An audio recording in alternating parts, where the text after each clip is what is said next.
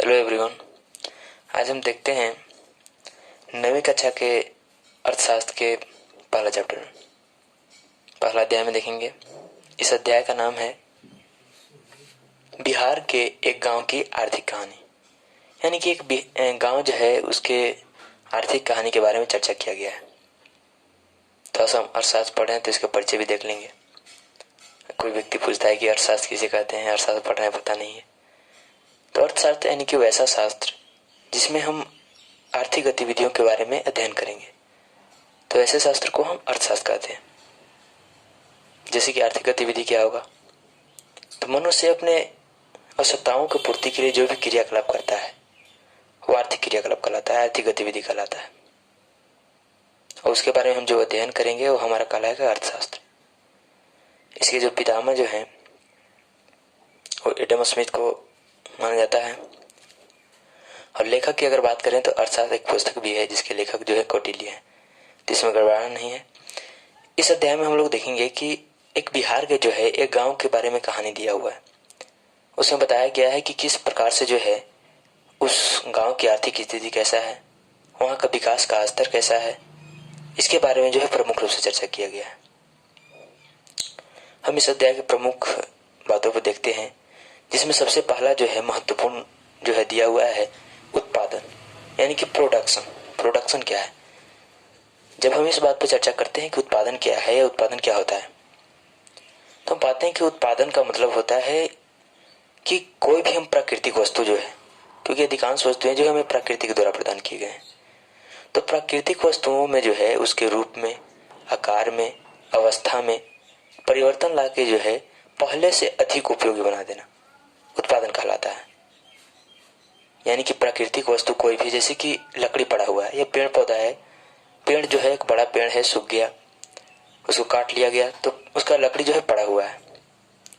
जब उसके हम आकार में, उसके अवस्था में हम परिवर्तन लाएंगे और उसका मान लीजिए हम बेंच बना दिए, टेबल बना दिए, तो पहले से जो है पड़ा हुआ था, उसका उपयोग नहीं था, अब उपयोगी हो गया। यानी कि हमने क्या किया, उत्पादन किया। इस प्रकार से जो है कई वस्तुओं का, जैसे प्लास्टिक पड़ा हुआ है तो प्लास्टिक का जो है कई तरह के डब्बा बना दिया गया, कई तरह के कवर बना दिया गया, तो वो भी क्या है, एक तरह से उत्पादन है। तो इस प्रकार से हम देख सकते हैं कि उत्पादन क्या होता है। यानी कि जो भी प्राकृतिक वस्तु है उसमें जो है हम अपने उसमें आकार में, अवस्था में, आकृति में परिवर्तन लाके जो है पहले की अपेक्षा अधिक उपयोगी बना देना उत्पादन है। अब बात आता है, इसमें एक प्रमुख जो है अर्थशास्त्री ने बताया है, जैसे कि अल्फ्रेड मार्शल ने कहा है कि मनुष्य पदार्थ का नहीं, मनुष्य जो है पदार्थ का नहीं वरन उसमें निहित उपयोगिता का निर्माण कर सकता है। यानी कि जो है मनुष्य जो है पदार्थ का निर्माण नहीं करता है, उसमें जो निहित है उपयोगिता, यानी कि उपयोगिता जो उसका रहता है उसके आधार पर जो है उत्पादन करता है। जैसे कि हम टेबल किस लिए बनाते हैं, बैठने के लिए, पलंग, चौकी, ये सब जो बनाया जाता है किस लिए, सोने के लिए, पढ़ने के लिए, बैठने के लिए।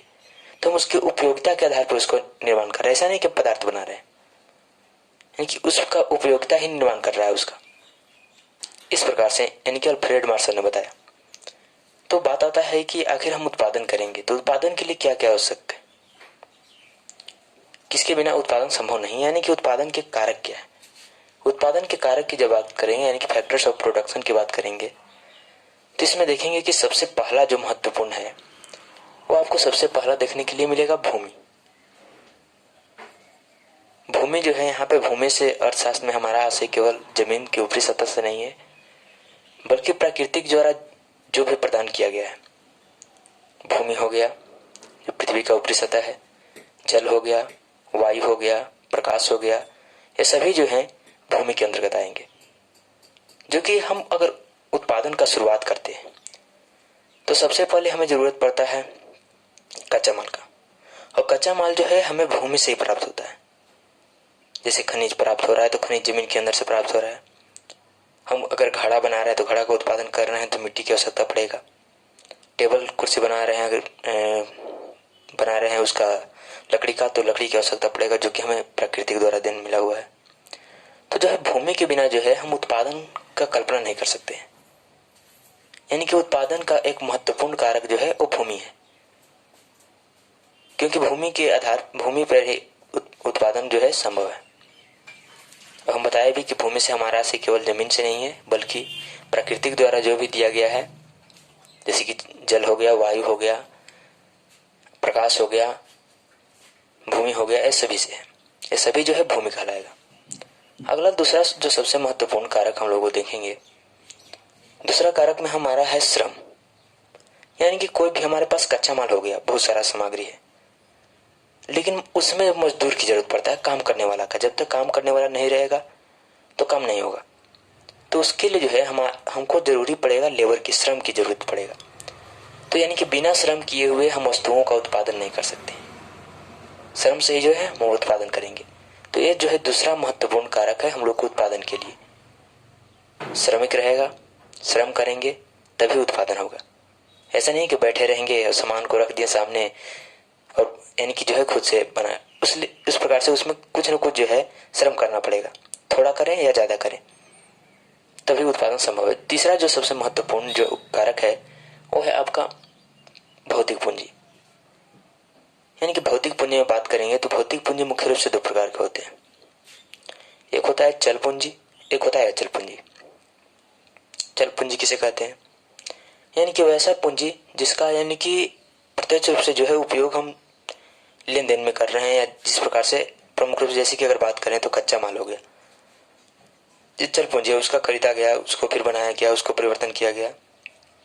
उसके बाद अगर बात करें तो खाद हो गया, खाद का हम प्रयोग कर रहे हैं, समाप्त हो जा रहा है, बीज का प्रयोग कर रहे हैं, फिर उपज रहा है, फिर बीज आ रहा है, फिर तो एक तरह से चलने वाला संपत्ति है, तो चल संपत्ति के अंतर्गत आएगा। जितना भी हम दैनिक खर्चा कर रहे हैं तो जो मुद्रा है ये भी क्या है? संपत्ति पूंजी है और चल पूंजी है, ठीक है। उसके बाद अगर बात करें तो ये सब जितना भी नगद मुद्रा के रूप में कार्य करने वाला जो भी है, ये सब जो है चल पूंजी के अंतर्गत आएगा, जिसको हम कार्यशील पूंजी भी करें। यानी कि वैसा पूंजी जो कार्य में लगा हुआ है, संलग्न है, वैसे पूंजी को हम चल पूंजी या कार्यशील पूंजी कहेंगे। दूसरा पूंजी में, भौतिक पूंजी में आता है अचल पूंजी। यानी कि वैसा पूंजी जो अस्थायी और टिकाऊ होता है, जैसे कि मशीन हो गया, जो कि उत्पादन के लिए महत्वपूर्ण है। तो बिना मशीन के जो है उत्पादन जो है आधुनिक युग में संभव नहीं है। तो मशीन हो गया, फिर किसान का हल बैल हो गया, ये सब जो है एक तरह से क्या है? टिकाऊ है और अस्थायी है। उसके साथ साथ जो है थ्रेसर हो गया, आधुनिक में अगर बात करें तो जुताई के लिए ट्रैक्टर का उपयोग किया जाता है। तो ये सब जो है आपको अचल संपत्ति है। इस प्रकार से जो है हमको ये दोनों की आवश्यकता पड़ता है उत्पादन के लिए, चल पूंजी को भी और अचल पूंजी की भी।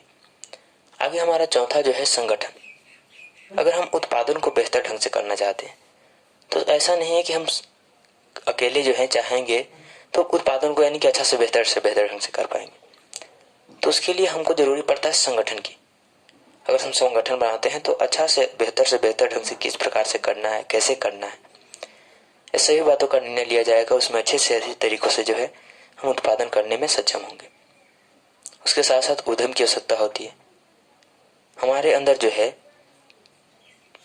उत्पादन करने की क्षमता भी होनी चाहिए, क्योंकि कोई व्यक्ति के पास कितना भी कच्चा माल हो, कितना भी संपत्ति हो, पूंजी है, सब कुछ है उसके पास, भूमि भी है, लेकिन वो उसके पास क्षमता नहीं कि उत्पादन कर सके। क्योंकि उत्पादन में जो है मुनाफा भी हो सकता है, घटी भी हो सकता है, क्योंकि कभी कभी जो है वस्तुएं जो है खराब भी हो सकती हैं, या उसके अंदर वो क्षमता नहीं है जिससे कि उतना उसके पास जो है करना नहीं चाहता है, तो वैसे व्यक्ति जो है उत्पादन नहीं करे। यानी उसके अंदर जो है क्षमता होना चाहिए कि उत्पादन वो कर सके।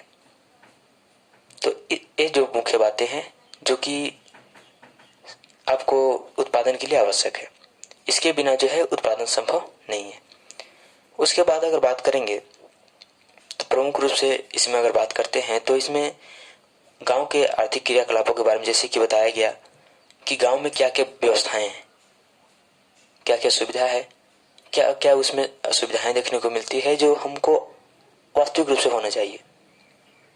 तो सभी बातें जो है एक दूसरे से जुड़ी हुई है।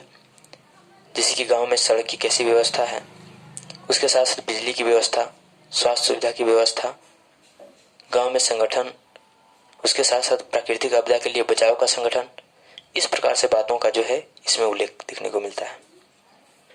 तो आज के पहला अध्याय में हम इतना ही जानेंगे। अगले अध्याय में हम आगे की बातों को अध्ययन करेंगे।